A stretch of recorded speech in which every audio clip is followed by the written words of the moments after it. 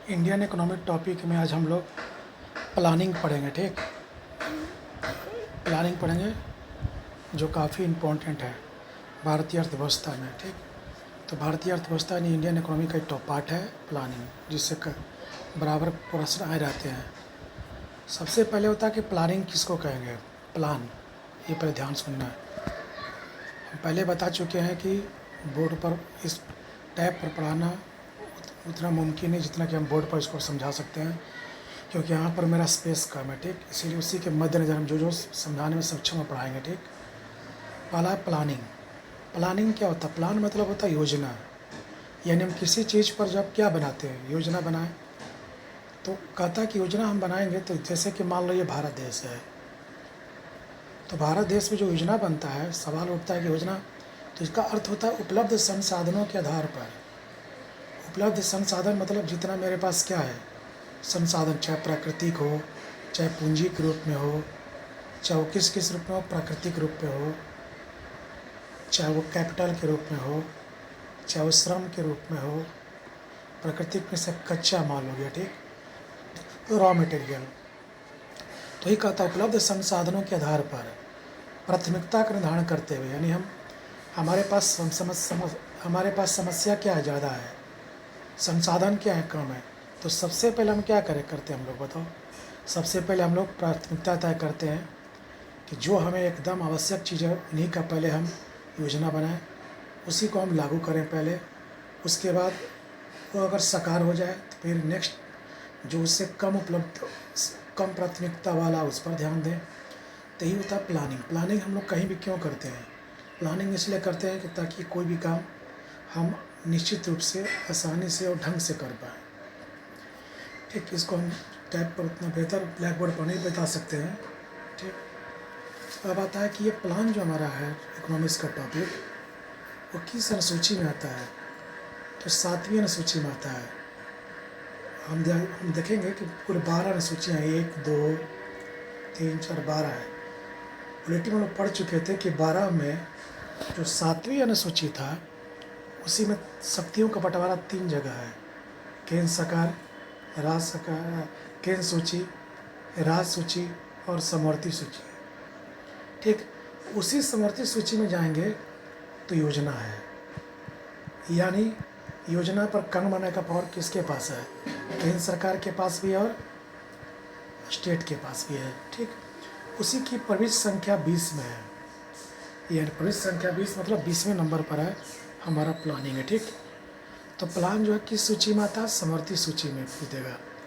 समवर्ती सूची का मतलब होता है जिस विषय पर कानून केंद्र सरकार और राज्य सरकार दोनों अलग अलग बना सकते हैं। पूछेगा किस अनुसूची में इसकी चर्चा? 7वीं अनुसूची में।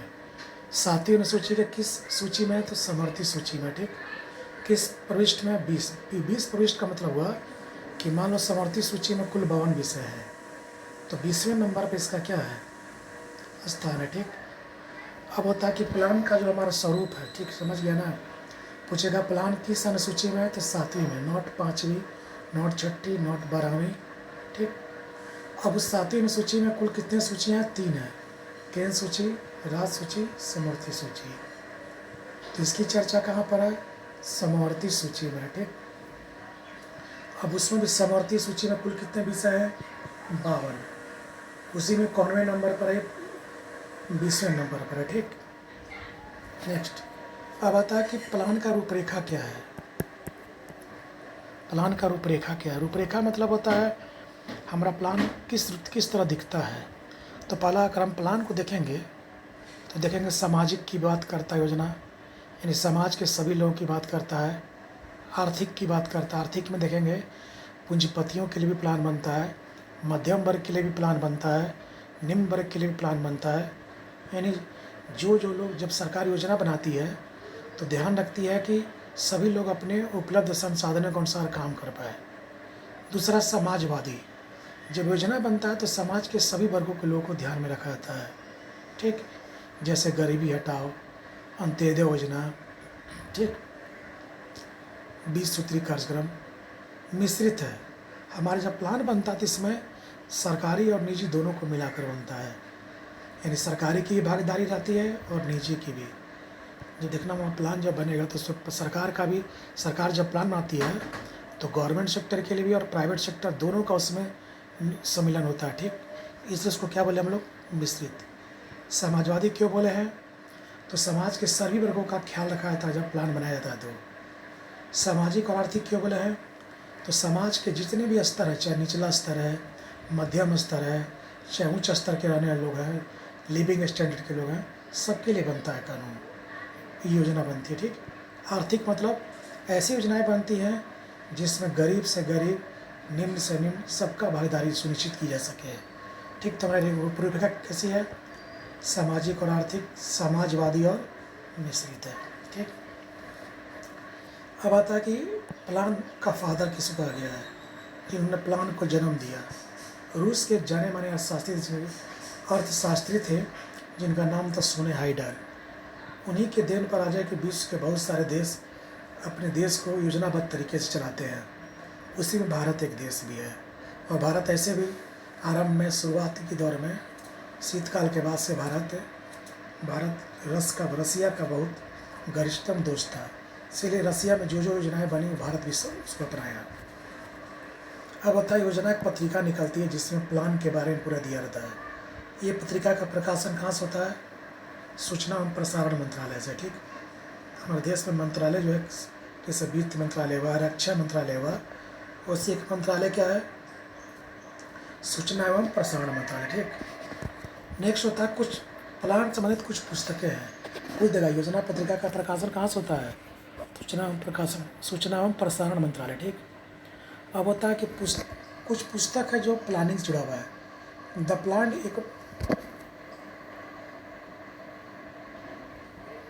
The planned economy of India नामक पुस्तक रचना कौन किया था, बिसरैया से, याद कर लेना इसको, हो सकता आ जाए।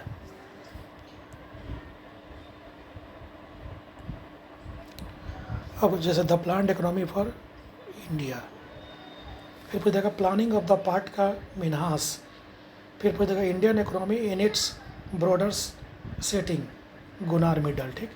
इसको रट जाना है। नेक्स्ट है योजना। हमारे देश में जो योजना लागू की गई, हम पहले बोले हैं कि प्लान को और बेहतर हम समझा सकते हैं, लेकिन हम लोग टैब पर यूज कर रहे हैं तो हम उसी को समझाएंगे जो परीक्षा में आता है, ठीक। योजना की अवधारणा कहाँ से आई है, तो योजना की जो भारत में जो योजना है उसकी अवधारणा कहाँ से है, तो रूस से आई है। कहा था कि रूस में 1920 में जब 1929-30 में आर्थिक मंदी आई थी तो उसका पूरे विश्व में देश लोग शिकार हो गए। उससे रूस में जीडीपी घटा, अन्य देशों का भी जीडीपी घट गया, जीडीपी बढ़ा चुके हैं, ग्रॉस डोमेस्टिक प्रोडक्ट है। तो रूस ने क्या कि इस मंदी से बचने के लिए, इसी मंदी से बचने के लिए अपने देश में योजनागत तरीके से अर्थव्यवस्था को जन्म दिया, और उसमें भारत रूस का गरिष्ठ दोस्त था। तो भारत ने भी क्या किया, रूस की सफलता को देखते हुए इन्होंने भी इस नीति को अपना लिया और भारत में भी योजना का स्वरूप लागू हो गया, ठीक। यानी भारत भी कहा, हालांकि उस समय देश हमारा आज़ाद नहीं हुआ था, और देश में जितने भी बुद्धिजीवी थे उन्होंने उस समय अंग्रेज सरकार पर दबाव डाला और कहा कि हमारे देश में भी योजनाबद्ध तरीके से देश को चलाया जाना चाहिए, ठीक। तभी हम लोग भी मंदी से बच सकते हैं। अब होता प्लान कैसे बनता, भारत में जो योजना बना अभी तक, 12th प्लान जो भारत में अभी तक लागू हो चुका है, कैसे बना देखो। इसमें प्लानिंग कमीशन में जो भी लोग शामिल होते हैं, जैसे प्रधानमंत्री, अध्यक्ष, उपाध्यक्ष, अन्य सदस्य, ये सारे लोग प्लान की रूपरेखा तैयार करते हैं योजना की, ठीक ना।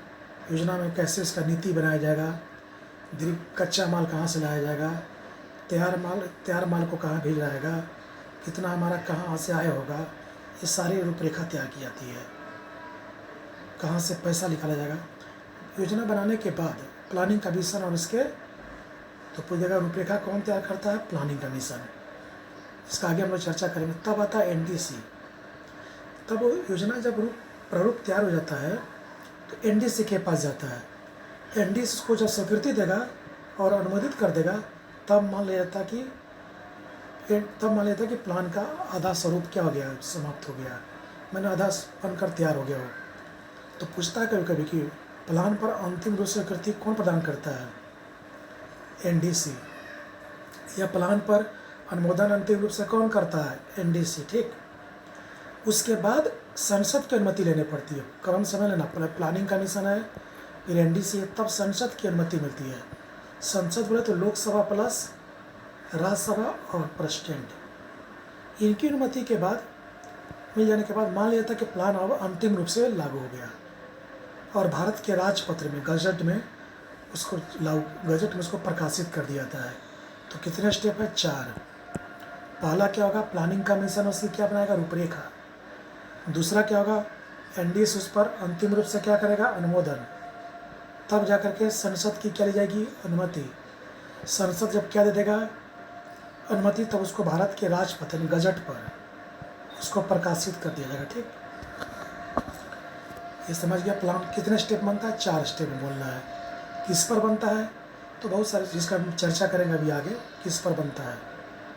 अब होता है योजना में जो पैसा लगता है, जैसे कि मान लो प्लान हमारा 5 साल के लिए बनता था, तो मान लो उसमें 50 लाख खर्चा है, करोड़ खर्चा है, तो कहाँ से व्यय आता था? सार्वजनिक व्यय में, तो ऋण से, बॉन्ड से, सरकारी बॉन्ड बेचकर, या उधार या अन्य देयता से।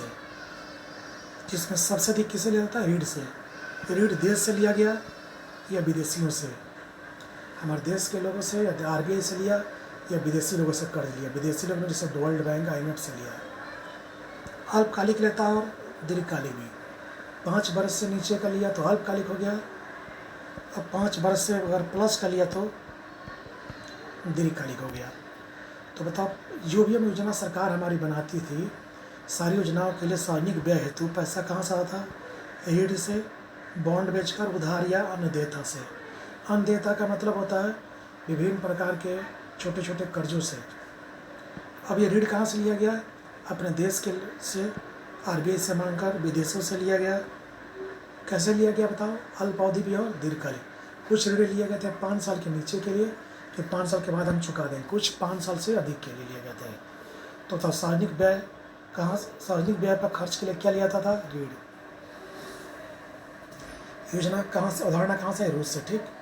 प्लान कोई देगा, प्लान पर अंतिम अनुमोदन कौन करता है? तो ये बोलना है एनडीसी। किसके अनुमति मिलने के बाद राजपत्र में चला जाता है? तो बोलना संसद की अनुमति। तो कितना स्टेप हो गया? 4। प्लानिंग कमीशन, एनडीसी, संसद और राजपत्र, ठीक।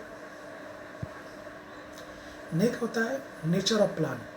नेचर ऑफ प्लान का मतलब होता है कि हम अपना 12 अगर प्लान देखेंगे, जो अब तक 1 से लेकर 12 तक जो प्लान बना है, 1 से लेकर 12 तक हमारा जो प्लान बना है, उसमें हम देखेंगे सारे प्लान को अगर देखने के बाद देखते हैं कि कुछ प्लान भौतिक प्लान पर है, यानी हर प्लान में रॉ मटेरियल की चर्चा है।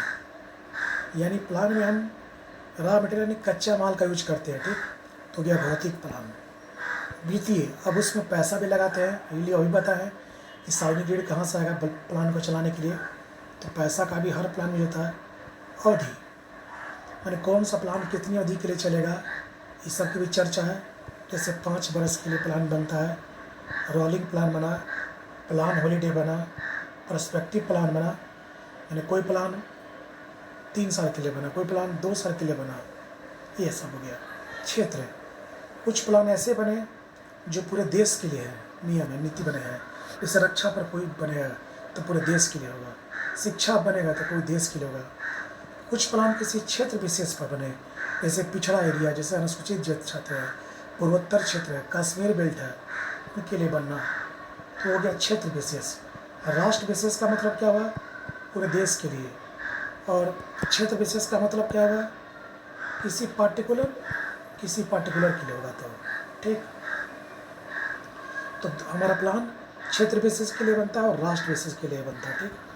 अब होता है हमारा प्लान में जो बल दिया था, देखा था प्रोत्साहन प्लान बनता है। जैसे कोई निजी संस्थाएं मान लो हमारे प्लान के अनुरूप कार्य करना चाहती है, तो सरकार उनको छूट देगा, ऋण माफ़ कराएगा, कर्ज देगा, ये सब हो गया। उनके लिए नीति लचीलापन बनाएगा, यानी उनके प्रति कुल मिलाकर उदार रहना। दूसरा निर्देशित हो गया, तीसरा आदेशात्मक हो गया। निर्देशित मतलब होता है कि बाजार पर अपना जहाँ पर प्रॉब्लम है, समस्या, उसको डायरेक्शन देते रहना। और आदेशात्मक मतलब होता है कि बाजार पर अपना नियंत्रण कर लेना। बाजार पर नियंत्रण करना और बाजार में कोई कमी है उसको समस्या को निदान करना, वो हो गया निर्देशात्मक। ठीक, निर्माण के आधार पर केंद्रीकृत है। कुछ प्लान ऐसा जो भारत में केंद्र से लागू होगा और पूरे देश में देश तक पहुंचेगा, यानी उस योजना पर सरकार का नियंत्रण रहेगा। कुछ प्लान ऐसा जो जिसमें गांव स्तर पर भी या निचले स्तर पर भी ध्यान रखा जाएगा कि निचले स्तर का भी उस योजना में क्या हो, भागीदारी हो। ठीक, तो एक योजना कैसे बनता है, केंद्रीकृत, यानी केंद्र से योजना बनेगी पूरे देश में क्या होगी, लागू होगी। ठीक, और एक क्या बनेगा,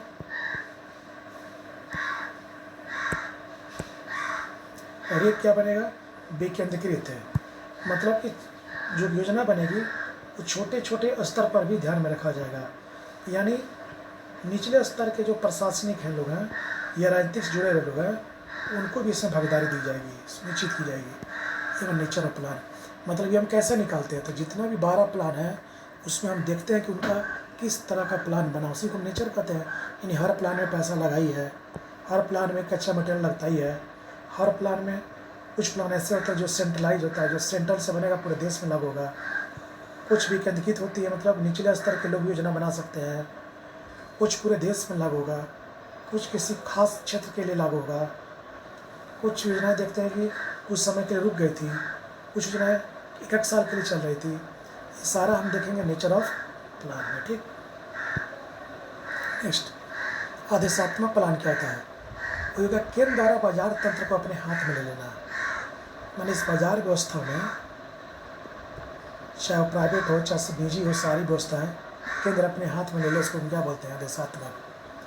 निर्देशात्मक क्या, बाजार प्रणाली में केवल सुधार करना। मान लो बाजार प्रणाली हमारा ये है, सबको पता है कि हमारे देश हमारी सरकार है, सरकार की जिम्मेदारी बनती है कि जहाँ जहाँ समस्या उसको समाधान किया जाए। तो सुधार कराने की हमारी किसकी हो गई, हो गई पर्सपेक्टिव प्लान। कुछ प्लान हमारा पर्सपेक्टिव होता है, जिस सरकार की योजना बनाई जिसमें 5 साल से ऊपर के लिए कोई लक्ष्य रखे, तो उसको हम बोलते हैं पर्सपेक्टिव प्लान। जैसे कि मान लो 2012 में यह प्लान बना कि 2028 तक हम लोग शिशु मृत्यु दर 1000, यानी 1000 बच्चा जन्म लेगा, उसमें से 28 बच्चा ही मर पाएंगे। तो ये बताओ, लोग 5 वर्ष से ऊपर का प्लान बना, 12 से 17 तक हमारा 5 वर्ष चला, और 12 में हमने क्या घोषणा किया, 28 तक हमने 28 तक हमने 28 प्रति 1028 कर लेंगे हम लोग शिशु मृत्यु दर। ये हो गया पर्सपेक्टिव। जैसे हम लोग आज हम लोग कोई प्लान बना रहे हैं मान लो, और 2040 में यह कहें कि हम इसको लक्ष्य को पा लेंगे, तो हो गया पर्सपेक्टिव। यानी जिस प्लान में सबको पता था कि हम लोग का प्लान 5 वर्ष के लिए बनता था, और उस प्लान में अगर 5 वर्ष से ऊपर के लिए कोई लक्ष्य निर्धारित होगा तो माना जाएगा कोई पर्सपेक्टिव प्लान है। ठीक, तो पर्सपेक्टिव प्लान क्या होता है, जब कोई 5 वर्ष की योजना बनती थी उसमें 5 वर्ष से अधिक के लिए कोई लक्ष्य रखा होता था, उसको पर्सपेक्टिव प्लान बोलते थे। रोलिंग प्लान, अनवरत योजना, ये क्या है, तो कहता है हर साल योजना बनेगा और पिछले योजनाओं को देख करके आगे की योजना तैयार होगी। पिछला हमने योजना में हमने क्या त्रुटियां थी, क्या और होना चाहिए, उसी को कहते हैं रोलिंग प्लान। ये 1978-80 में देखा गया भारत के प्लान में, यानी हमारी प्लान चल रही थी 78-80 में देखा गया। ठीक, यानी 5वें प्लान के बाद, कब के बाद देखा गया था, 5वें प्लान के बाद। ठीक, उस समय पार्टी सरकार कौन थी, जनता पार्टी। यानी जब जनता पार्टी की सरकार बनी, मोरारजी देसाई पीएम बने, तो उन्होंने कहा कांग्रेस की जो प्लान है, उस प्लान को हम लोग न स्वीकारते, हम लोग हर साल का क्या बनाएंगे, अलग अलग प्लान बनाएंगे और पिछले वाले प्लान से तुलना करेंगे कि अभी समस्या कहाँ है और क्या और होना चाहिए। देखिए किस पार्टी ने बनाया था, जनता पार्टी ने। कौन थे पीएम, मोरारजी देसाई। अब बता, रोलिंग प्लान विश्व में किस देश की देन है, गुनान मिडल जो थे स्वीडन के, उन्होंने अपने देश में पहले यह बनाया था। उसी को देखकर भारत में टी लकड़वाला ने इसको लागू किया।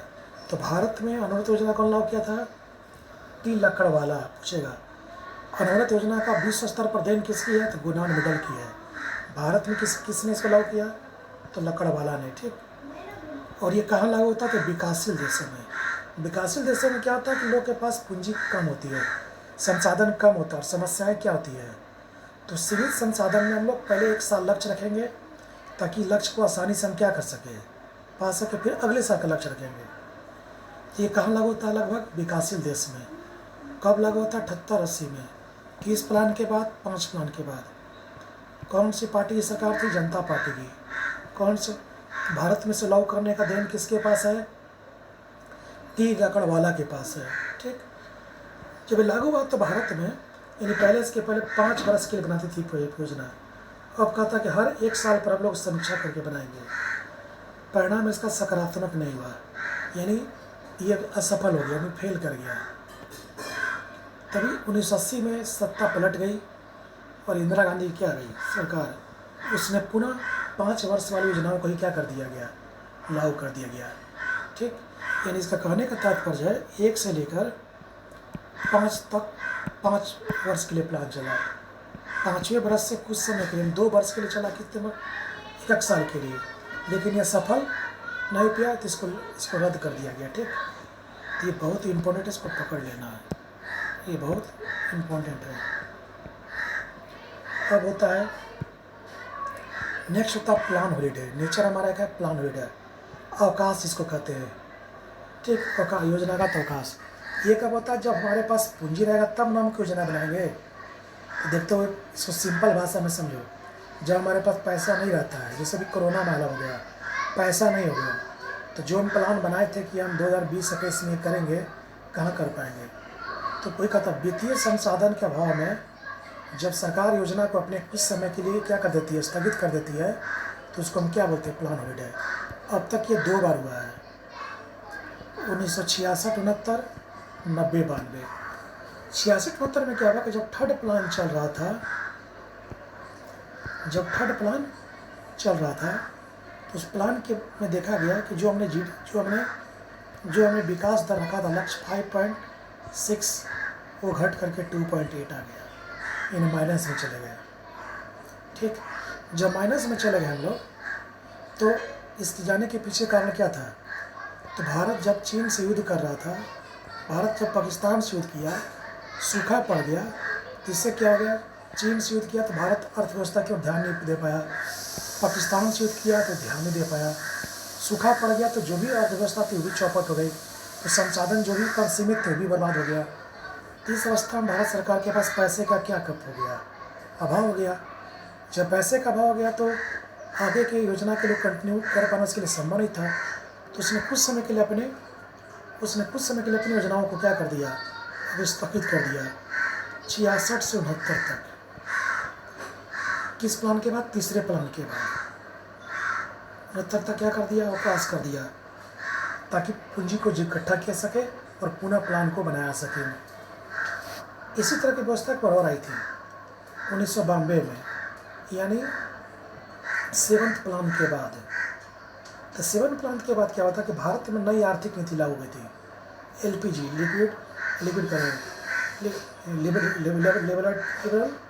लिबरटी, प्राइवेटाइजेशन और ग्लोबलाइजेशन, लेवलाइजेशन, प्राइवेटाइजेशन और ग्लोबलाइजेशन। इस उदारीकरण के दौर में क्या हुआ कि भारत पर विदेशी शक्तियाँ हावी होने लगी, तो भारत के पास पूंजी का क्या हो गया? कम हो पड़ गया। इसके कारण भारत ने क्या किया? 2 वर्ष के लिए इस नई आर्थिक नीति को सही ढंग से लागू करने के लिए क्या किया? भारत सरकार ने प्लान को कुछ समय के लिए रोक दिया है। तो जो 5 साल का प्लान चल था उसको कुछ साल के लिए क्या कर दिया? रोक दिया।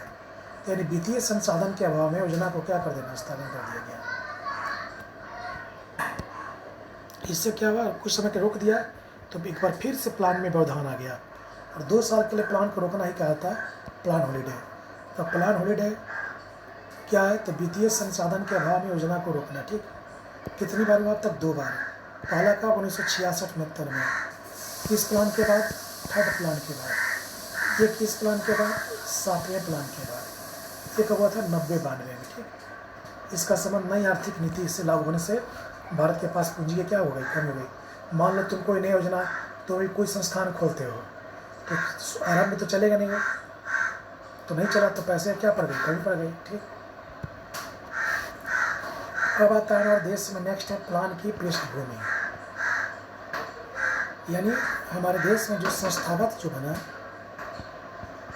प्लान को अंतिम रूप देने के लिए जो प्लानिंग कमीशन बना, जो योजना आयोग बना, जिसका रूप जो योजना आयोग बना, जिसका वर्तमान रूप आज नीति आयोग लिया है, आज संस्था को नीति आयोग है। तो इसी प्लानिंग कमीशन को हम देखेंगे कि ये प्लानिंग कमीशन की रूपरेखा हमारे आज़ादी के पहले विश्वरैया ने रखी थी कि हाँ कैसे हमारे देश में संविधान निर्माताओं ने 1934 में रखा था, स्वराज पार्टी ने रखा था कि हमारा भविष्य का संविधान कैसा होगा। 1934 में स्वराज पार्टी ने रखा था कि भविष्य का संविधान कैसा होगा। तब जाकर 1950 में हम लोग उसी अपने अनुसार संविधान को लागू किए। उसी तरह से जो प्लान बनेगा रसिया की तर्ज पर, वो हमारा प्लान कैसा होना चाहिए, सरकार को प्लान कैसा अंग्रेज सरकार को प्लान कैसा बनना चाहिए या भविष्य में प्लान कैसा बनना चाहिए, उसी को देखते हुए हमारे देश में प्लानिंग कमीशन से पहले जो संस्था थी, प्लानिंग कमीशन जो संस्था थी, और प्लानिंग कमीशन के बाद तीन संस्था को पकड़ना है। पहला प्लानिंग कमीशन के पहले की संस्था, प्लानिंग कमीशन के बाद की संस्था। आज कौन बना रहा है योजना? तो नीति आयोग। उसी में पहले आएगा विश्वरैया प्लान, ये 1934 में लागू हुआ था। तो भारत में पहली संस्थागत प्लान योजना कौन बनाया था? तो विश्वरैया प्लान। ये कौन थे? भारतीय अर्थशास्त्री थे। इन्होंने कहा था कि हम जो प्लान बनाएंगे अगले 10 साल में लोगों की आय को दोगुना कर देंगे। लेकिन ये प्लान लोगों की असहयोग के कारण ये प्लान असफल हो गया। तब जाकर कांग्रेस प्लान आया 1938 में। तो भारत में सबसे पहले प्लान कौन दिया था? 34 में विश्वरैया ने, जो बहुत बड़े देश के अर्थशास्त्री थे। इन्होंने एक पुस्तक लिखा था प्लान इकोनॉमी ऑफ इंडिया, जिसकी चर्चा हम पहले कर चुके हैं। अब तक 1938 में कांग्रेस प्लान का गठन जो हुआ था सुभाष चंद्र बोस ने किया था। गठन कौन किया था? देखना फंसाता है। और उसकी अध्यक्षता किसने की थी? तो नेहरू जी ने, जवाहरलाल नेहरू ने। इस कांग्रेस ने क्या बोला? इस कांग्रेस प्लानिंग कमीशन ने क्या बोला कि हम सहकारी कृषि पर बल देंगे, कोऑपरेटिव कृषि पर। यानी मिलजुल कर हम लोग सब एक साथ क्या करेंगे? कृषि करेंगे। उससे क्या होगा कि उससे हमारा पैसे की बचत होगी, समय की बचत होगी, श्रम की पूंजी बचत होगी, लागत की बचत होगी, और मिश्रित अर्थव्यवस्था पर बल देंगे। कहा कि सरकारी और निजी दोनों मिलकर क्या करेंगे? योजना को आगे बढ़ाएंगे या सरकार की नीति को आगे बढ़ाएंगे। लेकिन ये भी क्या हो गया? असफल हो गया। तब आया गांधी प्लान। गांधी प्लान 1944 में श्रीमन नारायण, जो गांधी जी के पक्के भक्त थे, उन्होंने किया था। और इन्होंने कहा था कि हम लोग प्लान ऐसा बनना चाहिए जो गांव को स्वावलंबी बनाओ। गांव स्वावलंबी बनेगा तभी देश की निचले स्तर से अर्थव्यवस्था मजबूत होगी। उसके कहा था कि विकेंद्रीकरण को बढ़ावा दो, निचले केंद्र के साथ साथ निचले स्तर के लोगों को बढ़ावा दो, ये बोला। लेकिन सरकारी नीतियों का भाव में ये भी फेल हो गया। तब आया बॉम्बे प्लान। उसका 8 उद्योगपति थे इसमें 44 में। ये उद्योगपति होने के कारण लोगों को लगा कि ये प्लान उद्योगों के लिए है, हमारे लिए नहीं है। तो जनता ने इनका साथ देना छोड़ दिया, ये भी असफल हो गया। तब आया पीपुल प्लान 1945 में, जन योजना। एम.एन. राय भी गांधी जी के सच्चे भक्त थे। और इसमें कहा गया था, एम.एन. राय जो सबको पता था कम्युनिस्ट थे, जो रसिया में ताशकंद समझौता के बाद अपने एक अलग संस्था बना लिए थे, साम्यवादी नीति से, मतलब देश के निचले तबके के लोगों का ही भागीदारी होगा कृषि में तथा अन्य चीज़ों में। तो जो पूंजीपति थे उनको ये रास नहीं आई। दोनों में तालमेल का अभाव में क्या हुआ? पीपुल प्लान भी क्या हो गया? यानी कहने का मतलब यह है कि प्लानिंग कमीशन योजना आयोग के पहले, जिसने 12 प्लान बना चुका है, उसके पहले छोटे छोटे कई संस्था बने, लेकिन सब धीरे धीरे असफल होते गए। तभी आया सर्वोदय प्लान 1950 में। कहा था कि गांधी के सर्वोदय सिद्धांत से क्या था? प्रेरित था। जयप्रकाश नारायण इसके योजनागत संगठन करता थे। तो जयप्रकाश नारायण ने कहा था कि हम ऐसा प्लान बनाएंगे जिसमें शोषण विहीन समाज की स्थापना होनी चाहिए। शोषण विहीन समाज की स्थापना का मतलब क्या हुआ? कि समाज में कोई शोषित वर्ग ना हो, सभी लोग का उत्थान हो। तो बताओ सर्वोदय प्लान किसका है? तो जयप्रकाश नारायण। कब बना था ये? 50 में। ये गांधी के सर्वोदय प्लान के आधार पर क्या था? ये बना था। ठीक, ये सारे प्लान बने जरूर हैं, लेकिन उसके बाद ये असफल हो गए। असफल होने के बाद भी इन्होंने यह बता दिया कि आगे हमारा आज़ादी हो, अब हम लोग आज़ाद हो चुके हैं, अब हम लोग की रूपरेखा क्या होनी चाहिए, अब हम लोग स्वतंत्र रूप से अपनी योजना बना सकते हैं।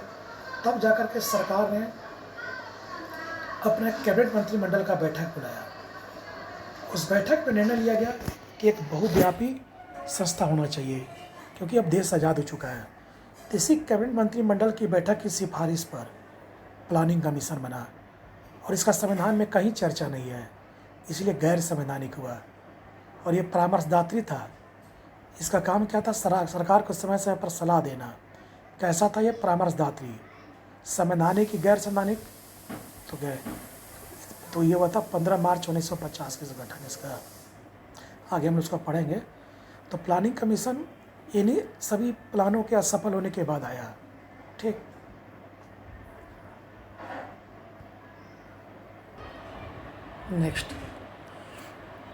नेक्स्ट है एनडीसी, नेशनल डेवलपमेंट काउंसिल इसको बुलाता है।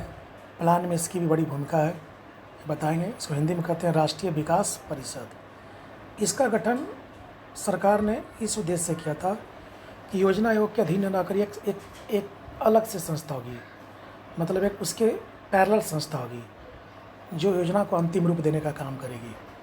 तो योजना को अंतिम रूप देने के लिए 6 अगस्त 1952 को एनडीसी गठन किया गया, ताकि सरकार कोई भी प्लान बनाए, प्लानिंग कमीशन कोई भी सरकार के लिए प्लान बनाए तो उसको अंतिम रूप से अनुमोदन दे सके। इसी के लिए बनाया गया था।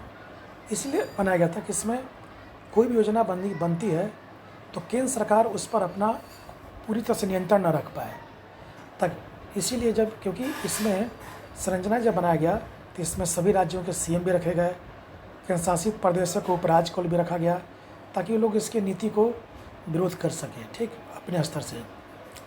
इसका हेड क्वार्टर कहाँ रखा गया? ये गैर संवैधानिक है, इसकी भी कोई संविधान में क्या नहीं है, चर्चा नहीं है। यह योजना आयोग का क्या ना होकर अभी बताए थे, अंग ना होकर एक समानांतर संस्था, पैरेलल। योजना आयोग का अंग हो जाता तो फिर वो योजना के अनुसार काम करता। इसका हेड क्वार्टर कहाँ है? दिल्ली में, ठीक। अब होता है इसकी संरचना में देखा गया कि सबकी भागीदारी सुनिश्चित की गई, ताकि योजना बने तो सभी लोग उसमें अपना अंतिम रूप से अनुमोदन कर सके कि हमारे लिए बना है कि नहीं बना है। तो पहले पीएम है, इसके अध्यक्ष होते हैं, फिर प्लानिंग कमीशन के सभी सदस्य, वर्तमान में नीति आयोग के सदस्य हो जाएंगे, उपाध्यक्ष, सभी राज्यों के सीएम और उपराज्यपाल। उपराज्य मतलब जहाँ केंद्र शासित प्रदेश है, यूनियन टेरिटरीज है, ठीक। और सीएम मतलब हो गया स्टेट के, ठीक। उपाध्यक्ष की नियुक्ति कौन करेगा? पीएम। बता इसका मुख्य कार्य क्या है? तभी बताए थे कि प्लानिंग कमीशन का काम क्या है? रूपरेखा तैयार करना। एनडीसी का काम क्या था? उस रूपरेखा को अंतिम अनुमोदन करना। अंतिम रूप से अनुमोदन करने के बाद यह माना था कि सभी राज्यों को ये सहमति है कि योजना लागू की जाए, तब जाकर के उस संसद में पास कराया था। उसके बाद गजट में छप गया, मतलब हमारी योजना का प्रारूप ये होगा, ठीक।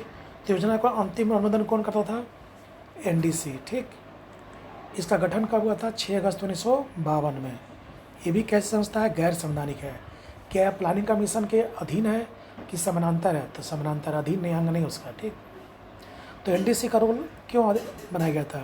पूरी जगह एनडीसी का गठन करने के पीछे क्या तात्पर्य था? तात्पर्य यह था कि जब प्लान बन जाए तो प्लान सभी राज्यों और केंद्र शासित प्रदेशों को ये मान है कि उसको बताने के लिए एनडीसी गठन किया गया था, ठीक। नेक्स्ट, अब होता है जो हमारा प्लानिंग कमीशन है और नीति आयोग है। तो ध्यान रखना कि प्लानिंग कमीशन जो था, इसके पहले बहुत सारी छोटी छोटी क्या थी, संस्थाएं थी। Visvesvaraya plan, Gandhi plan, Bombay plan, जन योजना, सर्वोदय योजना, सब असफल हो गए। तब जाकर के एक प्लानिंग कमीशन बना। इसकी रूपरेखा कौन तैयार की थी? हमारे नेहरू जी ने, ठीक। अब आता अंतर और समानता क्या दोनों में। अब प्लानिंग कमीशन का स्थान कौन ले लिया है? नीति आयोग, ठीक। तो क्यों लिया इस तो बताएंगे बाद में भी। इसलिए लिया, पहले इसको जान लो क्यों लिया स्थान इसे लिया कि मोदी की जब सरकार आई, सरकार बदला, तो इस सरकार को लगा, एनडीए गवर्नमेंट को लगा, नेशनल डेमोक्रेटिक अलायंस को लगा कि प्लानिंग कमीशन में जो अधिकारी शामिल थे तथा प्लानिंग कमीशन के जो सदस्य थे उनमें आपस में तालमेल नहीं था। और इसी तालमेल के अभाव में कोई भी योजना जो अब तक 1 से 12 तक बनी वो सही ढंग से लागू नहीं हो पाई। ठीक, तो नई सरकार को ये लगा कि तालमेल नहीं होगा तो इससे क्या होगा, योजना बनाएंगे, पैसा भी खर्च होगा और कोई विकास भी नहीं होगा। तब सरकार ने नीति आयोग लाया। नीति आयोग लाने का मकसद ये था कि जितने भी अधिकारी हैं, जितने भी इसमें सदस्य हैं, सब में आपस में क्या हो, तालमेल हो। तालमेल रहेगा तभी सभी लोग मिलकर एक नया आयाम दे सकेंगे, एक नया नीति बना सकेंगे जो पूरे देश में क्या होगा, लागू होगा। तो कहने का तात्पर्य है कि जो सरकार एनडीए गवर्नमेंट बनी, उनको लगा कि प्लानिंग कमीशन जो है, संस्था जो है, वो सही ढंग से काम नहीं कर रही, क्यों नहीं संस्था को रद्द कर दिया जाए। तो इसमें रूल भी है कि संसद से कोई बिल पास करने की आवश्यकता तो है नहीं संस्था बनाने के लिए। इसीलिए तत्काल एनडीए गवर्नमेंट ने एक कैबिनेट मंत्रिमंडल की बैठक बुलाकर इस संस्था को अंतिम रूप दे दिया। किसकी जगह पर, प्लानिंग कमीशन की जगह पर। ठीक, किससे बना है, तो कैबिनेट मंत्रिमंडल की बैठक से बना है। नॉट अब दोनों में समानता अंतर क्या, पहले समानता देख लो। ये भी गैर संवैधानिक है, किसकी संविधान में कोई चर्चा नहीं है, ये भी गैर संवैधानिक है। ठीक, इसका हेडक्वार्टर दिल्ली है, इसका भी हेडक्वार्टर दिल्ली है, इसका एक प्रमुख पीएम है, इसका एक प्रमुख पीएम है, इसका भी एक उपाध्यक्ष होगा, इसका भी एक उपाध्यक्ष होगा। पहले उपाध्यक्ष कौन थे, गुलजारी लाल नंदा। पहले प्रमुख कौन थे, नेहरू। नीति आयोग के पहले प्रमुख कौन हो गए, मोदी। अरविंद पंगड़िया पहले उपाध्यक्ष। इसका अनुमोदन कौन करेगा, एनडीसी। इसका भी अनुमोदन कौन करेगा, एनडीसी। इसका गठन कौन किया था, कैबिनेट मंत्री मंडल। इसका भी कौन किया है, कैबिनेट मंत्री मंडल। लेकिन अब दोनों में कुछ असमानताएं भी हैं। जैसे रूसी मंडल पद्धति है, ये भारत के 5 महान पुरुष ने मिलकर बनाया था। ठीक, इसमें क्या है कि निचले, जैसे हमारे देश में केंद्र, राज्य और केंद्र है, प्रांत है और गांव स्तर है। इसमें क्या था, अंतर था प्लानिंग कमीशन में कि ऊपर से नीचे, वो गलत लिखा गया, ऊपर से नीचे आता था। मतलब जो भी योजनाएं बनती थी केंद्र से राज्य की और राज्य से गांव की ओर, तो पूंजी का अधिकांश हिस्सा केंद्र और राज्य पर ही खपत होती थी और गांव के साथ न्याय नहीं हो पाता था। इसी अन्याय को दूर करने के लिए इसमें किया गया, निचले स्तर से ऊपर तक गया। निचले गलत दिखा गया, निचले स्तर से, यानी पहले विकास किसका होगा, गांव स्तर का, तब किसका होगा, शहर का, तब किसका होगा, केंद्र का। यानी पैसा बचेगा तो किसका होगा। तो इससे ही अंतर है, इसमें निचले स्तर से ऊपर तक जाना विकास करने, इसमें ऊपर से सहयोगी संघवाद को बढ़ावा नहीं देता। इसमें केंद्र योजना बना दी और उसको लागू कर देती। इसमें क्या था, केंद्र और स्टेट गवर्नमेंट दोनों मिलकर क्या बनाएंगे। देखते होंगे कि जब भी नीति आयोग की बैठक होती है किसी मुद्दे पर, तो इसमें सभी राज्यों को न्योता दिया था। भले ही उसमें कुछ राज्य के मुख्यमंत्री ना पहुँचे, जैसे नहीं जाए, जैसे अरविंद केजरीवाल, हमारी ममता बनर्जी, ये सब नहीं जाती थी। ये बनता था 5 वर्ष के लिए प्लान, कोई योजना बनाता था तो 5 साल के लिए, और ये 15 साल के लिए बनाएगा। एक लंबा विजन है इसके पास। इसमें केंद्र की भूमिका होती थी केवल, इसमें केंद्र और राज्य दोनों मिलकर बनाएगा। यह 15 मार्च 1950 गठन हुआ था, यह 1 जनवरी 1950 को। तो ये अंतर और समानता और अंतर है। ठीक, नेक्स्ट, नीति आयोग पढ़ ले हम लोग क्या है। तो इसका फुल फॉर्म है, पूछता बराबर national institution for transforming India. किसकी जगह पर रिप्लेस हुआ है, तो प्लानिंग कमीशन है। ये बताए थे कि भारत में जो योजना बना उसके लिए 3 स्तर से प्रयास हुए, प्लानिंग कमीशन, एनडीसी और प्लानिंग कमीशन की पहले की छोटी छोटी संस्थाएं। तो 1 स्टेप, 2 स्टेप और 3 स्टेप। ठीक, तो ये किसकी जगह पर रिप्लेस हुआ है, तो प्लानिंग कमीशन की जगह पर। प्लानिंग कमीशन के पहले कौन प्लान था, सर्वोदय प्लान बोलना है, अभी पढ़ा चुके हम लोग पीछे। इसका गठन कब हुआ था, 1 जनवरी 2015 को। अस्तित्व में कब आया, 1 अप्रैल 2017। क्यों आया अस्तित्व में, देखो सबको पता था कि 12वां जो प्लान था, 12वां प्लान था वो 2012 से लेकर 2017 तक था। 31 मार्च, 1 अप्रैल से 31 मार्च हमारा सेशन चलता है। ठीक, तो 12-17 तक था, तो 17 में 31 मार्च को ये क्या हो गया, जब ख़त्म हो गया। 17 में जब 31 मार्च को ये ख़त्म हो गया, तब नया सेशन कब शुरू हुआ? 1 अप्रैल से। तो 1 अप्रैल 2017 से क्या हुआ? ये लागू हुआ, जो अब तक चल रहा है। सिद्धांत क्या? सहकारी संघवाद। अभी बताए थे कि इसमें केंद्र और राज्य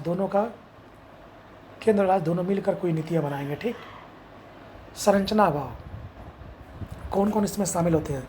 तो एक पीएम होंगे जो पदेन होंगे, जो अध्यक्ष पद की नियुक्ति करेंगे, अध्यक्ष पद होंगे। मोदी पहले इसके अध्यक्ष थे। एक उपाध्यक्ष होगा जो पीएम नियुक्त करेगा, ठीक। पहले कौन थे? पनगड़िया। अभी कौन है? राजीव कुमार, ठीक।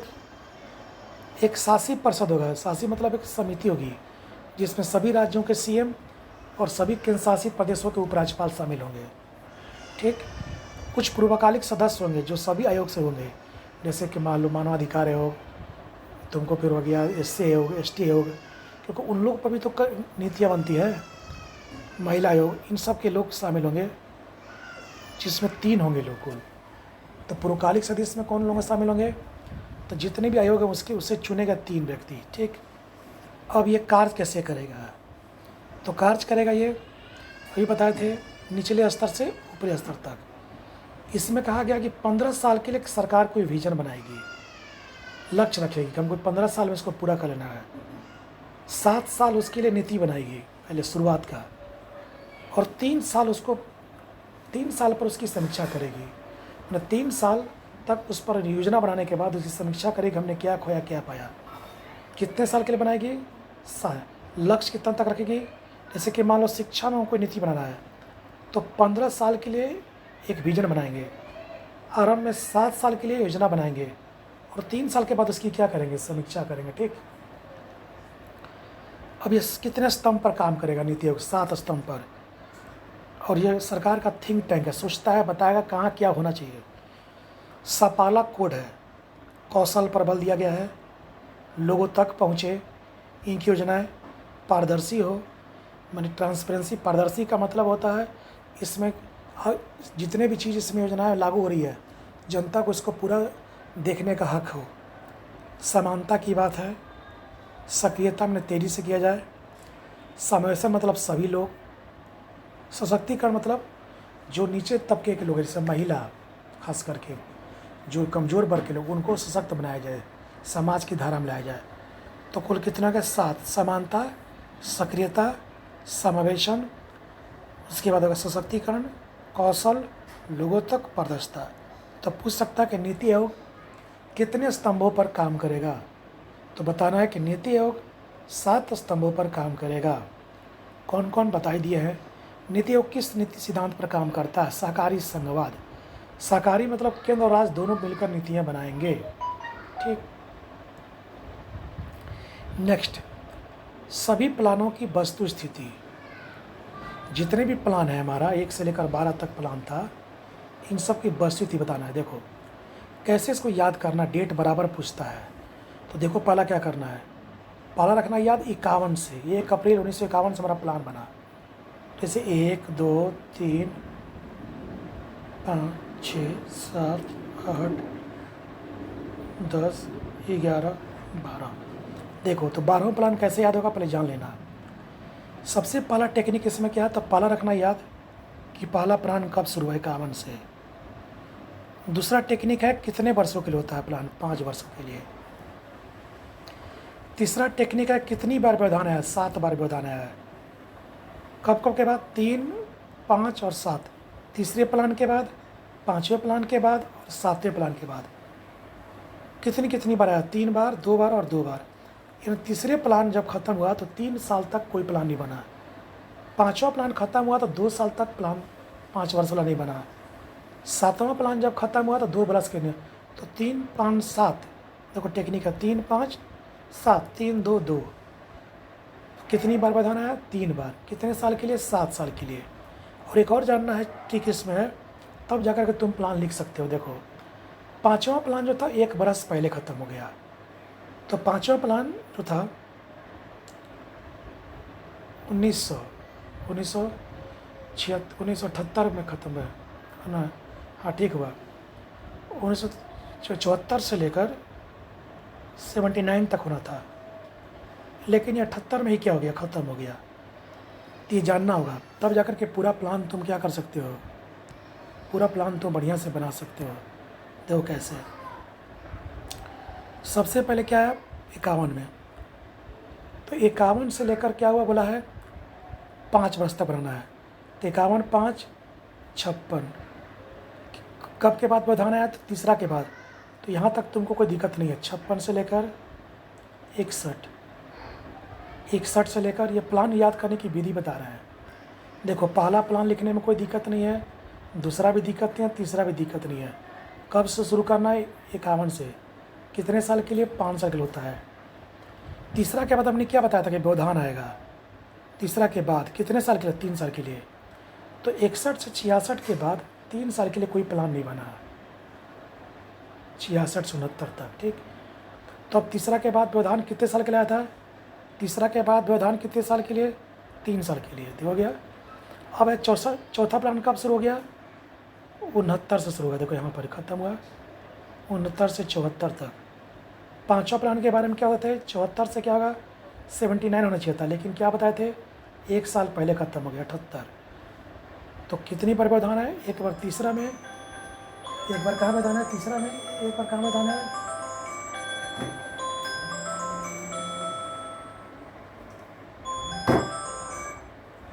एक बार तीसरा में व्यवधान है, एक बार पाँचवा में व्यवधान है, एक बार सातवां में व्यवधान है, ठीक। एक बार कहाँ व्यवधान है, तीसरा में, पाँचवा में, सातवां में। अगर ये व्यवधान नहीं होता तो प्लान को याद करने में कोई दिक्कत नहीं होती। तो तीसरा में व्यवधान, तीसरा के बाद बोलना है, पाँचवा के बाद। और पाँचवा में एक ट्रिक क्या रखना है याद, पाँचवा में एक ट्रिक रखना याद कि 1 साल पहले प्लान क्या हो चुका था, तो ख़त्म हो गया था। नहीं तो पाँचवा अगर 69 तक ले दोगे, 89 तक, 79 तक, इसमें क्या होगा कि सारा प्लान उसके बाद डेट गलत हो जाएगा। तो क्या टेक्निक बताए हैं, किस प्लान के बाद, तीसरा प्लान के बाद याद रखना है व्यवधान, किस किस प्लान के बाद 3 5 7, जो को जोड़ 3 5 7, 3 के बाद 5 के बाद 7 के बाद, 3 के बाद कितने वर्ष के लिए 3, 5 के बाद 2, 7 के बाद 2, तो 3 के बाद आ गया 3 वर्ष के लिए। तो अब जब भी प्लान शुरू होगा तो 69 के बाद होगा, तो 69 से 74। फिर पाँचवा प्लान में क्या हुए थे कि 5 के बाद भी व्यवधान आया है, लेकिन 5 प्लान में एक और विशेषता क्या बताए थे, 1 बरस पहले ख़त्म हो गया। अगर हम 79 लिख देंगे तो आंसर आगे का सब गलत हो जाएगा। तो 74 से लेकर कब तक चलना चाहिए था, 79 तक, चला कब 78।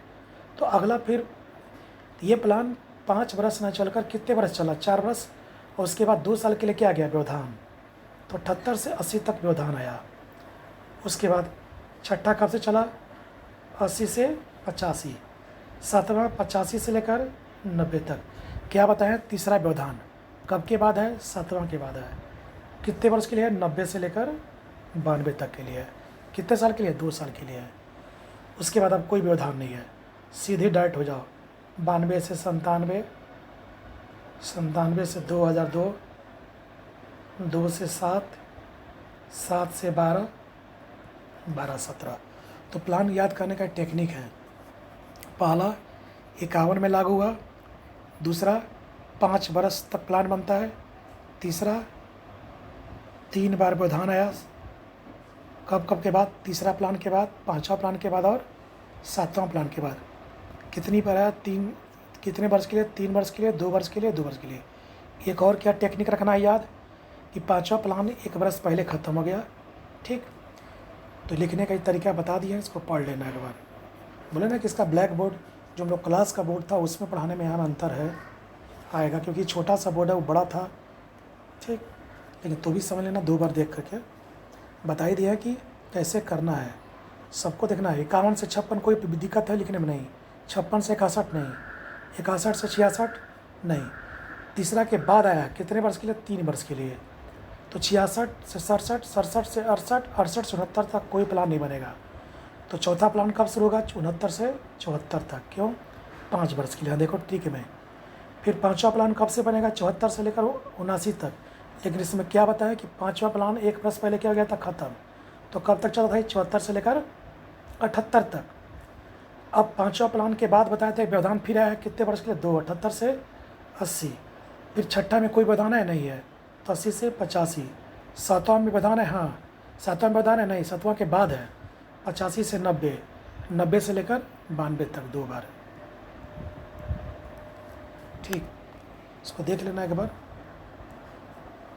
अब आता है कि सभी प्लान में क्या क्या बल दिया गया था। तो पहला प्लान देख लो कब से कब तक है, मॉडल किस पर है, हेराल्ड डोमर पर है।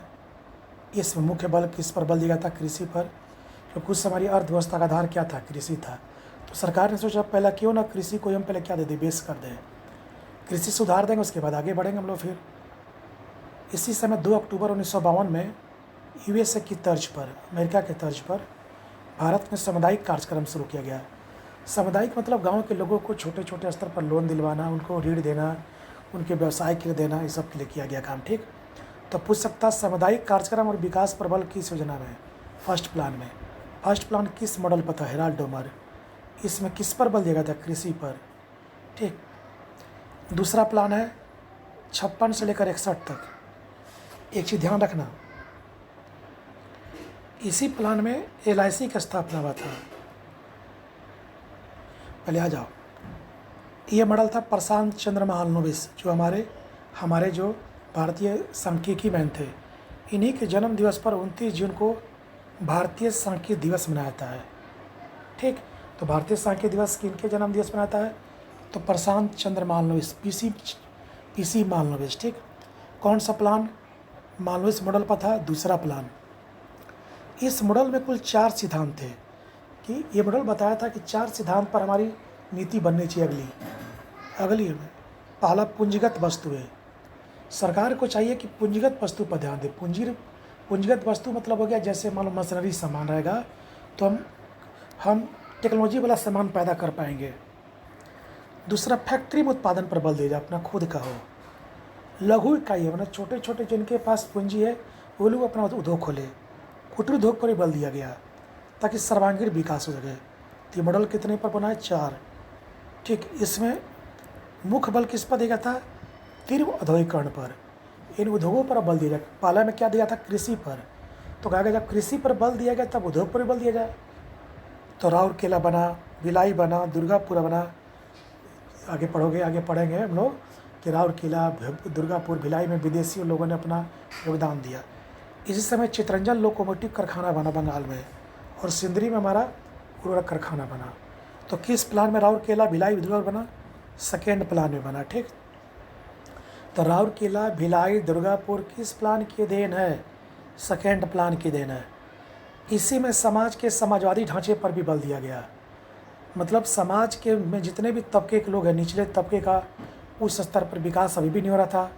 तो सरकार ने कहा कि अरे यार आज़ादी हो गया, आज़ादी के 3-4 साल बीत गए, अभी तक कोई देश विकास उतना नहीं कर पाया, तो क्यों ना हम लोग इस प्लान में समाजवादी ढांचों को बल दे रहे हैं। यानी समाज के जो नीचे तबके के लोग हैं उनको भी मुख्य धारा में लाया जाए। ठीक, खादी एवं ग्राम उद्योग को बल दिया गया ताकि हमारे निचले स्तर के उद्योग को भी क्या कर सके, बढ़ा, यानी घरेलू उद्योग धंधों को बढ़ावा दिया जा सके। इसी समय LIC की भी स्थापना हुई थी। तो सोचो, देखो LIC का स्थापना 1956 में हुआ था। देखो पहला प्लान में भी 1956 है, इस प्लान में 1956 है। तो ध्यान रखना, जब दोनों डेट मिल जाए, दोनों तरफ दो प्लान में जब किसी का डेट मिल जाता है तो ध्यान रखना उसका हम लोग डेट से जाते हैं। तो डेट हुआ था सितंबर में, 1 सितंबर को।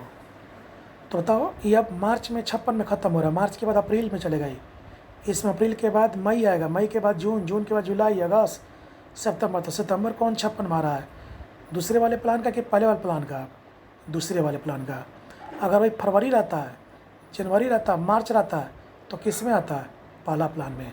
LIC की स्थापना अगर 5 फरवरी 1956 को भी रहती तो किस प्लान में आता है, क्योंकि हम यहाँ जनवरी, फरवरी, मार्च तक ही प्लान है 56, यहाँ अप्रैल से शुरू होता है। ठीक, नेक्स्ट थर्ड प्लान में कोई मॉडल की चर्चा नहीं है।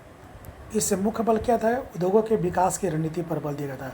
सब अपने से पढ़ना याद करना चीज़ है। इसमें कहा गया था आधारभूत उद्योगों का विकास हो, आयात प्रतिस्थापन पर बल हो। देखो आयात प्रतिस्थापन क्या होता है, आयात प्रतिस्थापन का मतलब होता है कि जिस चीज़ को हम बनाने में सक्षम हैं, यानी अपने उद्योग में जिस चीज़ को बनाने में हम क्या हैं उसका आयात न करके हम लोग उसका निर्यात करें। हम लोग समझ गया? आयात प्रतिस्थापन का मतलब हुआ जिस वस्तु को हम कारखाना बनाने में क्या है सक्षम, उसको हम बाहर से क्यों मंगवाते हैं, झूठों का पैसा अपना क्यों देते हैं, विदेशी मुद्रा में क्यों देते हैं अपना। तो आयात प्रतिस्थापन का मतलब ये होता है कि जो बनाने में सक्षम है उसको हम मंगाए नहीं, खुद बनाए और बेचें। इसी प्लान में हरित क्रांति पर भी बल दिया गया था।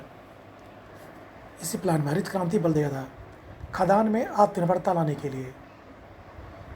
सबसे असफल प्लान इसी को मनाता है तीसरा प्लान। क्यों?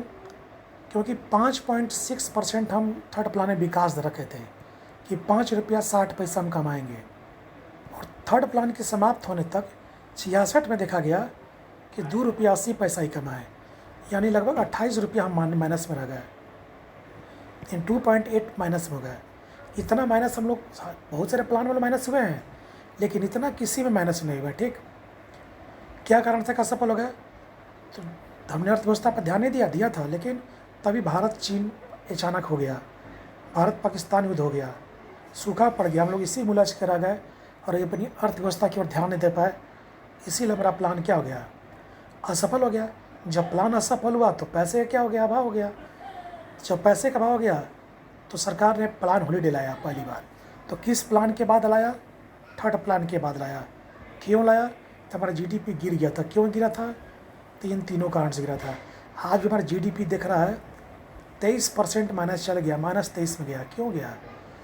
तो शुरू से हमारा जीडीपी गिर रहा था, नोटबंदी से गिरा, जीएसटी से गिरा, और बचा रखा सब कोरोना ने गिरा दिया। कोरोना का कारण क्या हुआ कि जो लॉकडाउन 3 से 4 महीना हो गया तो पूरी तरह से अर्थव्यवस्था हमारी क्या हो गई? ठप हो गई। तो पैसा बेचोगे, सामान बेचोगे तब ना घर कमाओगे। दुकान तुम्हारा बंद रहेगा तो कहाँ से जीडीपी कमाओगे, कहाँ से पैसा कमाओगे? तो इसीलिए 1966 से 69 में 3 साल तक सरकार ने पैसे के अभाव में अपने प्लान को हॉलीडे लाया। तो पहली बड़ा प्लान हॉलीडे कब आया? तीसरा के बाद कि तीसरा के पहले? तीसरा के बाद। ठीक, क्यों तीसरा के बाद आया? तो हमारे पास पूंजी का क्या हो गया? अभाव हो गया। क्यों हो गया? तीन कारणों से हो गया। ठीक, और ये सबसे असफल क्यों रहा हो गया? जितना लक्ष्य रखे थे उससे काफ़ी कम आया। क्यों कम आया? 3 कारणों से कम आया। इसीलिए पैसे का अभाव के कारण हम लोग अगले 5 वर्ष की योजना ना बनाकर 3 वर्ष के लिए क्या बनाए थे? योजना बनाए थे। इसको बोलते हैं प्लान हॉलीडे। प्लान हॉलीडे का मतलब होता है, अभी पीछे क्लास में बताए थे कि उपलब्ध संसाधनों के अभाव में कुछ समय के लिए प्लान को क्या कर देना है? रोक देना। नेक्स्ट, चौथा प्लान गाडगिल मॉडल पर है। ठीक, इसमें कहा गया था स्वावलंबी आत्मनिर्भरता की प्राप्ति के साथ साथ समृद्धि में तेजी से ग्रोथ, संपोषित में स्वयं को पोषित, मतलब हम स्वावलंबी बने, दूसरे पर आश्रित न रहें। ऐसा क्यों लाया गया था? इसी लाया गया था कि थर्ड प्लान के बाद देखा गया कि भारत जो सेकेंड प्लान में हम लोग देखेंगे तो बड़े बड़े उद्योग जो लाए थे वो उद्योग विदेशियों पर आश्रित हो गए थे। तो पूंजी के अभाव में कुछ हमारे पास समस्या उत्पन्न हुई, तो विदेशी पूंजी नहीं दे पाए तो हमारी बड़े उद्योग के पर बड़े उद्योग नुकसान माने लगे। उसी को देखते भारत सरकार ने कहा कि हम लोग स्वावलंबी बने, खुद आत्मनिर्भर बने, खुद अपना सामान बनाए, खुद अपने बेचे। जो आज भी हमारे भारत सरकार, मोदी सरकार अभी 1-2 हफ्ता 3 हफ्ता पहले बोली थी कि आत्मनिर्भर भारत बनाना हमें, मतलब जो चीज़ बनाने में हम सक्षम हैं उसको हम खुद बनाएं और उसको बाज़ार में बेचें, बाज़ार में उसको बेचें। हम लोग वोकल इंडिया बनो, सुना होगा वोकल इंडिया, मतलब अपना भोकाल गाओ, अपना बारे में बताओ सबको, विदेशों पर आश्रित न रहो। अब चीनी ऐसा क्यों किया गया आज? तो चीन के बढ़ते वर्चस्व को क्या करने के लिए? रोकने के लिए। हम आत्मनिर्भर बनेंगे तभी विदेशी पर आश्रित नहीं रह पाएंगे ज़्यादा। इसलिए कि विदेश में अगर किसी तरह की अस्थिरता आती है तो भारत पर उसका ज़्यादा असर ना पड़े। ठीक, बोकारो फैक्ट्री खुला अनबिजान प्लान में 69 से 74 में। और क्या हुआ? बोकारो कारखाना खोला। रक्षा पर बल दिया गया। रक्षा पर बल सुनो क्यों दिया गया? तो थर्ड प्लान तक हम लोग अभी तक देते थे बल कृषि पर, उद्योग पर, समावेशी विकास पर, लेकिन अचानक एकाएक हम पर चीन ने अटैक कर दिया। तो हमने सोचा कि नहीं, हमको अब रक्षा पर भी बल देना चाहिए। हमको केवल दाल चावल और कृषि पर बल नहीं देना चाहिए, हमारे पास घर में लाठी होना चाहिए कि अगर कोई ज़रूरत पड़े तो हम अपनी देश की रक्षा भी कर सकें। इसलिए पहली बार रक्षा पर बल किस प्लान के बाद? चौथे के बाद। इसी में विकास केंद्र उपागम पर बल दिया गया, यानी केंद्र द्वारा प्रयुक्त नीति को बल दिया गया। जैसे संसाधन आधारित, समन्वय, लक्ष्य प्राप्ति, लक्ष्य सभी के लिए रखा जाए, प्राप्ति के लिए एक नीति बनाई जाए, संसाधन आधारित हो, जितना संसाधन उसी पर हमारा समन्वय हो। ठीक। नेक्स्ट, 14 बैंकों का राष्ट्रीयकरण कर दिया गया। इंदिरा गांधी ने देखा था 1969 में, 19 जुलाई 1969 को 14 बैंकों का राष्ट्रीयकरण कर दिया गया था, जिसमें यूनियन बैंक ऑफ इंडिया सुना होगा, पीएनबी सुना होगा, ठीक है ना। इसलिए क्या गया था कि 14 बैंक के पास पूंजी, जमा पूंजी 50 करोड़ से ज़्यादा थी और ये लोग देश के विकास में अपनी भूमिका निभाने में सक्षम थे। लेकिन इंदिरा गांधी को लगा कि इसके बावजूद भी देश के निर्माण में इनकी भूमिका कोई नहीं है, तो क्यों ना इनका राष्ट्रीयकरण कर दिया जाए। राष्ट्रीयकरण का मतलब होता है कि सरकार उसकी 50% से अधिक पूंजी अपने हाथ में ले ले, ताकि उस बैंक को अपने अनुसार चलाया जा सके। तो ये 14 बैंकों का 69 में क्या कर दिया गया, राष्ट्रीयकरण कर दिया गया। तो 69 में जब किया गया तो देखो 69-74 के बीच में आएगा, इसीलिए, ठीक ना। कब किया गया, जुलाई में किया गया। और सबको पता है कि 1 अप्रैल से सेशन क्या होता है, शुरू होता है। 1 अप्रैल, मई, जून, जुलाई, इसी में आ गया। तो किस प्लान में, चौथे प्लान में 14 बैंकों का क्या हुआ था, राष्ट्रीयकरण होगा। पूछेगा तो बता देना। परिवार नियोजन कार्यक्रम हुआ, तात्पर्य इसलिए हुआ कि देश में उस समय भी तेज़ गति से जनसंख्या बढ़ने लगी थी, तो लोगों का लगा कि संसाधन कम है और पॉपुलेशन ज़्यादा हो रहा था, क्यों ना इसको रोकने का प्रयास किया जाए। था प्लानिंग लाया गया कि परिवार नियोजन मतलब जैसे बच्चे को कैसे फैमिली प्लानिंग करके कम किया जाए, लोगों को जागरूक किया गया कि बच्चे कैसे रोकें आप, ये सब। नेक्स्ट, 5th प्लान में जो 74 से 78 तक है, कब होगा ये, 1 अप्रैल से 31 मार्च। अभी बताया था थोड़ा देर पहले कि ऐसा प्लान था जो 4 वर्ष तक ही चला और 1 वर्ष पहले क्या हो गया, ये समाप्त। इसकी समाप्ति कब होनी चाहिए थी, 79 में। ठीक। अब आता है कि मॉडल ऐसा क्यों हुआ था, क्यों 1 साल पहले समाप्त हो गया। तो वह क्या था कि इस समय इंदिरा गांधी की सरकार गिर गई और मोरारजी देसाई की सरकार आई। तो उसने कहा कि 5 वर्ष वाला प्लान ना बनाकर हम लोग 1-1 वर्ष वाला प्लान बनाएंगे। तो इसी की जगह पर अनवरत योजना लाया गया था, ठीक ना। अभी आगे बताएंगे। मॉडल एस दर, इसमें मुख्य बल किस पर बल था, गरीबी हटाओ, ध्यान रखना, उन्मूलन पर। गरीबी हटाओ नारा दिया गया था इसमें, ठीक, याद रखना। 6 में क्या था, गरीबी उन्मूलन या गरीबी हटाओ का नारा दिया था। और 6 में कार्यक्रम तैयार हुआ, ध्यान रखना। 6 में गरीबी कार्यक्रम बनाया गया। गरीबी कार्यक्रम मतलब गरीबों को हटाने के लिए उसका कार्यक्रम तैयार किया गया, ठीक। लाया गया प्रधानमंत्री स्वरोजगार रोजगार योजना, सब। न्यूनतम आवश्यकता कार्यक्रम लाया गया। अंत्योदय योजना या 20 सूत्री कार्यक्रम को लाया गया, ठीक। 20 सूत्री कार्यक्रम को लाया गया। आत्मनिर्भरता पर बल दिया गया। भैया तो हम लोग खुद पर दूसरे पर डिपेंड नहीं रहेंगे। शून्य विदेशी सहायता, यानी हम जब आत्मनिर्भर रहेंगे तो विदेशी सहायता हमारी क्या हो जाएगी, शून्य। लेकिन अफसोस ऐसा हम कर नहीं पाए। आज भी हम लोग विदेशियों पर बहुत जगह आश्रित हैं। सामाजिक वानिकी स्कीम लाया गया। मतलब सामाजिक वानिकी मतलब समाज में रहने वाले नीचे तबके के लोगों के लिए भी एक अधिकार की बात हो। तभी 1978 में जनता पार्टी, अभी बताए थे क्यों 1 साल पहले ख़त्म हो गई। जनता पार्टी क्या बनी, सरकार। और ये चल किसका रहा था, कांग्रेस की ये चल रही थी प्लान। तो इसको लगा कि कांग्रेस के प्लान को हम क्यों आगे बढ़ाएं, हम क्यों ना अपना प्लान बनाया था। मोरारजी देसाई ने अपना प्लान बनाया था, रोलिंग प्लान, जिसको लागू किया था लकड़वाला ने, और स्वीडन की तर्ज पर आधारित था, ठीक। तब पूछ देगा अनवरत प्लान किस प्लान के बाद आया था, तब 5वें के बाद। कौन सा प्लान 1 वर्ष पहले ख़त्म हो गया, कौन सा प्लान 1 वर्ष पहले ख़त्म हो गया, तो बोलना कौन। तो 5वां प्लान 1 वर्ष क्या हो गया। और ये सारी चीज़ याद कर लेना, सबसे क्वेश्चन आता है बराबर। बताए थे गरीबी हटाओ और मूलम, नारा किस में दिया गया, तो नारा था इसमें कार्यक्रम बनाया गया। ध्यान, इसमें नारा बोलेगा तो 5वां, तो पहले नारा होगा कि पहले कार्यक्रम तैयार होगा, तो पहले बोलना नारा, फिर कार्यक्रम, तो 5वां 6ठा। तो ध्यान रखना, नारा मतलब पहले आवाज़ उठाएंगे तब काम करेंगे, तो पहले आवाज़ तब काम, आवाज़ मतलब नारा। नेक्स्ट, 6ठा प्लान 80 से 85 में लागू होता है। 6ठा प्लान का होता 80 से 85 में। इसी में नाबार्ड की स्थापना हुई थी। 12 जुलाई 1982 को नाबार्ड संस्था की स्थापना हुई थी कृषि के विकास के लिए। नाबार्ड एक संस्था है, सब लोग पढ़ेंगे बैंक में। इसी समय गरीबी कार्यक्रम चालू हुआ, देख लो। तो छठा और पाँचवा में क्या अंतर है? तो यहाँ गरीबी कार्यक्रम चालू हुआ और गरीबी नारा लगा था, गरीबी हटाना है।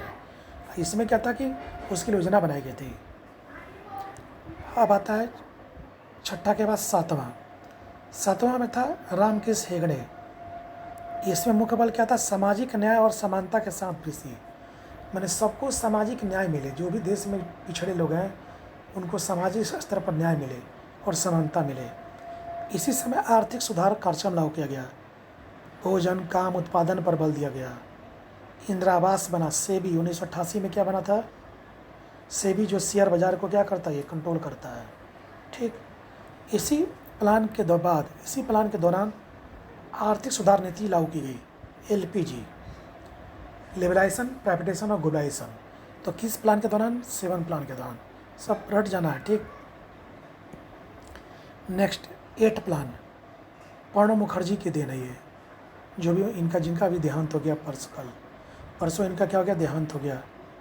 82 या 83 वर्ष की अवस्था में इनका देहांत हो गया है। इसमें मानव विकास को सभी का मूल घोषित करना, माने देश में जितने भी लोग हैं, जितने भी चाहे पिछड़े हैं, चागड़े हैं, चाहे निचले तबके के लोग हैं, सभी मानव का विकास होना चाहिए। तो मानव का विकास कैसे होगा? तो स्कूल का, शिक्षा का, सड़क का, उद्योग का निर्माण करके। 9th प्लान आया। 9th प्लान में महिला पर बल दिया गया था, मात्र ऐसा प्लान जिस पर सर्वाधिक मात्रा महिला पर खर्च किया, यानी 100 रुपया में से 30 रुपया किस पर बल दिया गया था? महिला पर, और 70 रुपया में से अन्य पर खर्च किया गया। तो कौन सा एक ऐसा प्लान था जो महिला बेस पर था? तो 9th प्लान।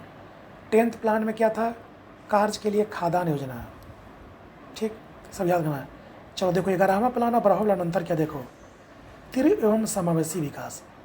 समावेशी मतलब सभी का, चाहे दूर हो, गांव हो, टोटल का। तीव्र मतलब तेजी से। यहाँ देखो तीव्र, समावेशी और धारणीय।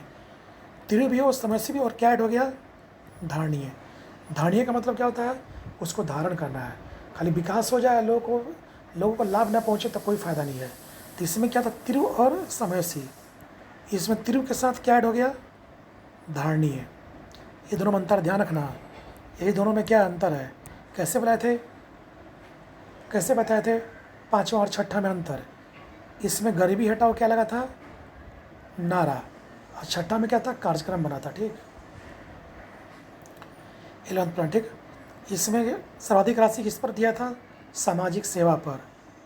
अब पूछेगा अब तक का कौन सा ऐसा प्लान है, जो सबसे सफल रहा? तो उच्चतम वृद्धि, इसमें सबसे उच्चतम वृद्धि तय की गई 11th प्लान में 8%, ठीक। 8% क्या की गई थी इसमें? वृद्धि तय की दिखाया था, यानी हमारा जीडीपी कितना दिखाया था इसमें? 8%। इतना परसेंट जीडीपी अभी किसी प्लान में नहीं दिखाया था। तो सबसे तेज उच्चतम वृद्धि दर किस में दिखाई गई थी? 8वां प्लान में, ठीक। तो ये हमारा प्लान का सब रूपरेखा हुआ अंत में, ठीक। आशा है सबको समझ में आ गया होगा। मैं फिर एक बार कह रहा हूँ कि इसको ज़्यादा से ज़्यादा शेयर करें, लाइक करें और दूसरों को भी बताएं। इससे क्या होगा कि भविष्य में हम यूट्यूब पर वीडियो हमेशा समय समय बना कर भेज सकेंगे, क्योंकि हमारा भी तबीयत समय होने में डॉक्टर बोला कि अभी लंबा समय लगेगा। तो वीडियो से देखेंगे, और जो क्लास जब भी रन करेगा क्लास शुरू करेगा, तो मान लो किसी समय हमको तबीयत ख़राब हो गया तो वीडियो बनाकर इसको हम क्या कर दिया? अपलोड कर देंगे। तो इससे क्या होगा कि आज का क्लास भी चल जाएगा, क्लास सफ़र भी नहीं करेगा, ठीक। इसीलिए मेरा सबसे आग्रह है कि इसको जितना से जितना ज़्यादा सब्सक्राइब करें, और आज ही नहीं करें, लगातार करें, बढ़ाते रहें। जितना सब्सक्राइबर करेगा उतना ही मेरा वीडियो सुरक्षित रहेगा और आने वाले हमारे स्टूडेंट को भी इसका लाभ मिल पाएगा। जैसे जैसे हमारी आवाज़ में ताजगी आएगी और हम बेहतर बनाने का प्रयास करेंगे। लेकिन एक बात और हम कह देना चाहते हैं कि जो हम ब्लैक बोर्ड पर पढ़ाते हैं क्लास में, उसको यहाँ पर उतना बेहतर हम नहीं कर सकते हैं, क्योंकि बेड छोटा है और अभी हम उठने में भी सक्षम नहीं, बेहतर हम सो कर ही भी पढ़ाते हैं। इसलिए हम बता रहे हैं कि एक सब्सक्राइब करें, ताकि वीडियो हम समय समय पर बनाते रहें, और एक बार जब इसमें लग गए हैं तब लंबे अवधि तक ये चलते रहे मेरा। ताकि मान लो कभी क्लास रेगुलर चल रहा है, किसी कारणवश क्लास बंद हो गया, तो हम इसको वीडियो डाल देंगे अपना तुम लोग पढ़ लेना उसको। ठीक, थैंक यू। सब्सक्राइब करें ज़रूर, सबको बताएं।